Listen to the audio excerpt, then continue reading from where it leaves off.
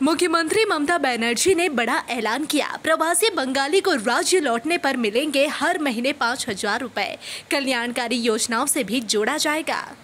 একটা স্কিম হয়েছে, সেটার ব্যাপারে বলবো, অন্য কোনো কথা বলবো না, কারণ আমার অন্য লোককে টাইম দেওয়া আছে।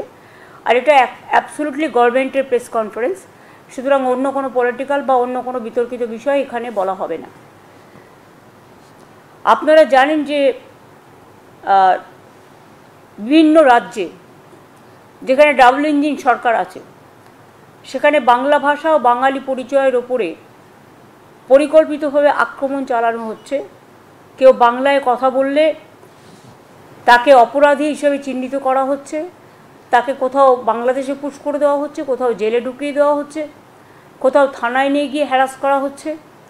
এবং বাংলা ভাষার কথা বলার জন্য এখনও পর্যন্ত হেনস্থার শিকার হয়েছে প্রায় 22 লক্ষ পরিযায়ী শ্রমিক ও তাদের পরিবার।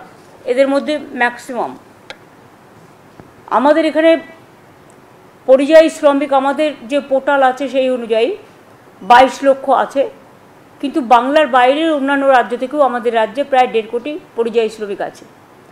কিন্তু আমি এটা বলবো, শুধুমাত্র যারা ফিরে আসছেন এবং বাংলার পরিযায়ী শ্রমিক যারা বিভিন্ন রাজ্যে কাজ করেন, তারা যারা ফিরে আসছেন অসহায় অবস্থা, অত্যাচারিত হয়ে, ভাষা সন্ত্রাসকে কেন্দ্র করে তাদের অপরাধী তকমা দেওয়া হচ্ছে, বাংলা ভাষায় কথা বলা যেন অপরাধ।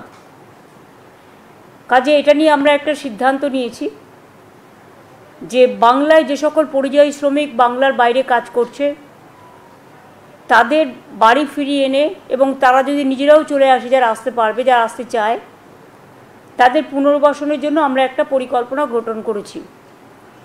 এই পরিকল্পনাটার আমরা নাম দিয়েছি শ্রমশ্রী, নতুন পরিকল্পনা। এর আগেও কোভিডের সময় আপনারা জানেন বিভিন্ন পরিকল্পনার মাধ্যমে তাদের আমরা নিয়ে এসেছিলাম, সাহায্য করেছিলাম। সেগুলো যেমন প্রচেষ্টা, পরিযায়ী সহায়তা, সমর্থন।